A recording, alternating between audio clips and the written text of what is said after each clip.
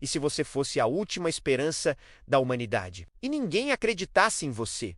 Essa não é apenas uma história antiga, é um aviso, uma lição e uma promessa. Nos primórdios do tempo, o mundo florescia em vida, mas murchava em espírito. A terra, criada para ser um lar de paz e comunhão, havia se tornado um palco de violência descontrolada e indiferença fria. As cidades cresciam, mas a bondade diminuía a cada nascer do sol. A injustiça era a lei, a crueldade era a norma, e o mal não se escondia mais nas sombras, mas era celebrado abertamente à luz do dia. As pessoas, imersas em seus próprios desejos egoístas, haviam se esquecido de seu Criador. A conexão entre o céu e a terra parecia irremediavelmente quebrada. Mas em meio a essa escuridão moral, havia uma luz solitária, um homem que caminhava contra a correnteza da corrupção. Seu nome era Noé.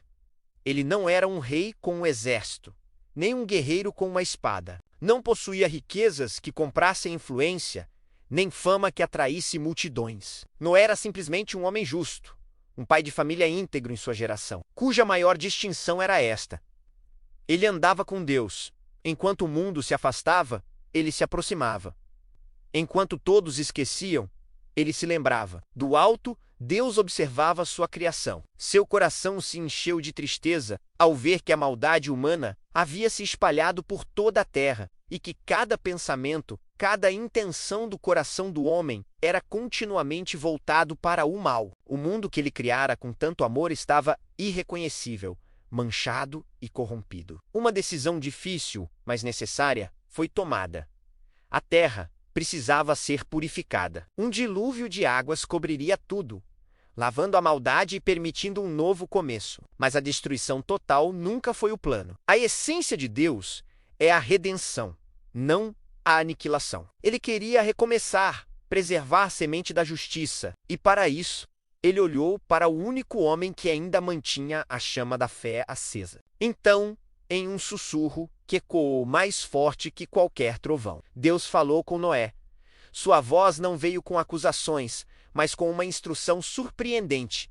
Construa uma arca, não um barco pequeno, mas uma embarcação gigantesca, com 300 côvados de comprimento, um refúgio de madeira de gofer, calafetado por dentro e por fora com betume, destinado a flutuar sobre um mundo submerso. Uma ordem colossal, dada em uma terra seca, sob um céu que, até então, nunca havia conhecido a chuva. Não havia provas, não havia precedentes, não havia explicações lógicas. Havia apenas uma palavra, uma ordem e um convite à fé inabalável. E Noé acreditou. Sem hesitar, ele começou o trabalho monumental. O som do martelo contra a madeira se tornou a trilha sonora de sua vida. Dia após dia, mês após mês, ano após ano, a arca tomava forma.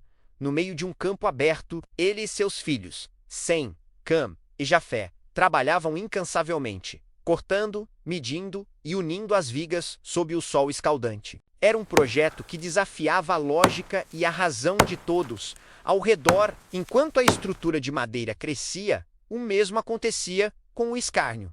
As pessoas passavam e riam, apontavam, zombavam, cochichavam. Olhem o velho Noé, diziam, construindo um navio no deserto, perdeu o juízo. Chamavam-no de louco, de exagerado, de fanático religioso. Tentavam dissuadi-lo, questionando sua sanidade. Mas as palavras deles eram como o vento soprando contra uma montanha. A convicção de Noé era mais profunda que o ridículo deles. Ele não apenas construía, ele pregava. Vocês da destruição está próxima. Arrependam-se e construam a arca. Mas ninguém escuta a voz do Senhor. Ouvia. Ninguém acreditava. Ele continuou, movido por uma obediência silenciosa e uma confiança inabalável na promessa daquele que o chamou. Décadas se passaram. A arca estava pronta, um testemunho silencioso e imponente da fé de um homem. Então, quando o tempo de Deus chegou, algo extraordinário e inexplicável começou a acontecer. Da floresta, do deserto, do céu, os animais começaram a chegar, não em uma debandada caótica, mas em uma procissão ordenada. Leões e cordeiros, ursos e gazelas, aves de todas as espécies. Eles vieram, 2 a 2, macho e fêmea, como Deus havia instruído. Criaturas selvagens e domésticas, movidas por um instinto divino, caminharam pacificamente em direção à arca, subindo a rampa, encontrando seus lugares designados. A zombaria dos vizinhos deu lugar a um espanto confuso, mas seus corações permaneceram endurecidos. No dia determinado, o chamado final foi feito. Noé, sua esposa, seus 3 filhos e suas noras entraram na arca. Eles eram os únicos 8 seres humanos que haviam acreditado, os únicos que seriam salvos. E então, com um som pesado e definitivo, a grande porta da arca se fechou. Não foi a mão de Noé que a selou, foi a mão de Deus. Do lado de fora, o mundo continuou por mais 7 dias, um último período de graça ignorado. Então, o céu começou a escurecer. Uma penumbra estranha cobriu a terra em pleno dia. Um silêncio tenso pairou no ar, antes de ser quebrado pelo som de uma única gota. Depois outra, e mais outra. A chuva começou primeiro uma garoa, depois uma tempestade, e então um dilúvio como o mundo jamais vira. Mas não era só isso. As fontes do grande abismo se romperam. Águas jorraram das profundezas da terra com uma força inimaginável. O mundo conhecido começou a desaparecer sob as águas que subiam implacavelmente. Os gritos de pânico foram abafados pelo rugido da tempestade. Dentro da arca, a escuridão era total, quebrada apenas pela luz de suas lamparinas. O som era ensurdecedor. O navio gigantesco começou a flutuar, levantado pelas águas crescentes. Era jogado de um lado para o outro por ondas colossais, rangendo e gemendo sob a pressão da fúria da natureza. Mas ele não quebrava, não afundava, porque era mais do que uma construção de madeira. Era um vaso da promessa de Deus. Em meio ao caos absoluto, a arca era um bolsão de ordem, um refúgio de vida. Deus estava no controle. Por 40 dias e 40 noites, a chuva caiu sem cessar. As águas prevaleceram sobre a terra, cobrindo até as montanhas mais altas. Tudo o que tinha fôlego de vida em terra seca pereceu. O mundo foi lavado, purificado.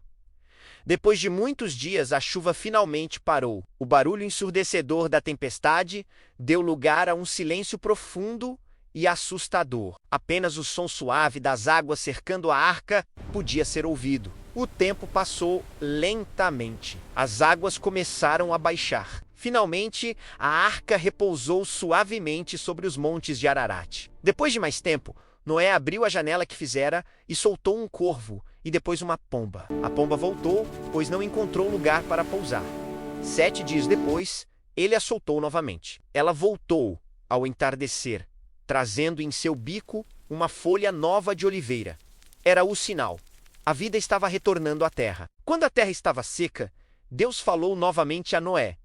Saía da arca, a grande porta se abriu, e a luz do sol inundou o interior. Noé e sua família saíram, pisando em um mundo novo, limpo e silencioso. Os animais saíram também, espalhando-se para repovoar a terra. O primeiro ato de Noé foi construir um altar e adorar a Deus, com um coração cheio de gratidão. Então, Deus fez uma aliança eterna com Noé e com toda a criação. Ele colocou no céu um sinal magnífico e vibrante. O arco-íris, um arco de luz divina contra as nuvens, um lembrete perpétuo da fidelidade de Deus. Uma promessa de que ele nunca mais destruiria a terra com um dilúvio. Uma promessa de esperança. A história de Noé não é apenas sobre um grande dilúvio. É sobre a coragem de ser diferente em um mundo que te chama de louco. É sobre a força da fé que constrói o impossível. Ensina-nos que obedecer a Deus nem sempre é fácil e raramente faz sentido para o mundo ao nosso redor. Mas confiar nele, mesmo quando não podemos ver o caminho, sempre vale a pena. Mostra que, mesmo na mais profunda escuridão, a luz da promessa de Deus prevalece. Se essa história falou com você e fortaleceu sua fé, inscreva-se no nosso canal.